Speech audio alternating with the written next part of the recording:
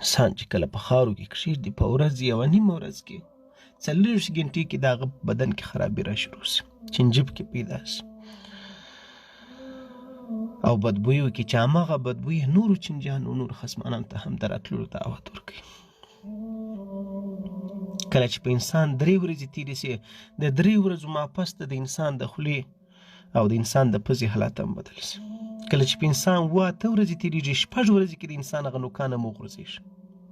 ځکه 6 مشوره 8 ورځې او کله چې انسان باندې 11 ورځې تېرېږي 11 ورځې ما بعد د انسان نس هم ځله پټاو سي،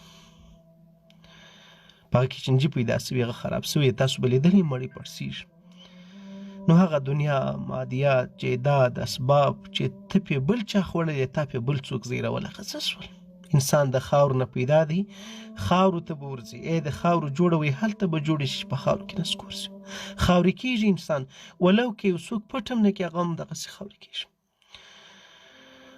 نو په دې دنیا کې دا دومره غرور، تکبر، دومره اوږده امیدونه، سوچونه، دشمنۍ، تربګلوي او تور او سپین دا د څه لپاره دي؟ ای عزیزانو چې څه انسان ته په کار ورځي هغه درته معلوم دي؟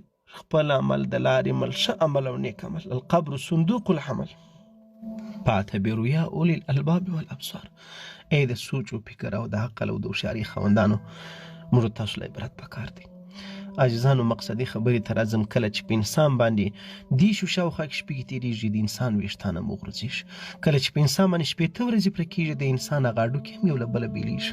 او کله چې په انسان باندې کال او 12 میاشتې تېرېږي نو هلته کې د انسان هغه هډوکي هم په خاورو بدلېدل شروع شي. دلته کې ما او تا له سوچ فکر پکار دی چې څه به په ښه راسي.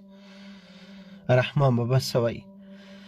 وی دوباره دې راتله نسته په دنیا، نون دیوار دی که دروغ کړې که رښتیا، دروغ بد عمل او رښتیا ښه عمل. بس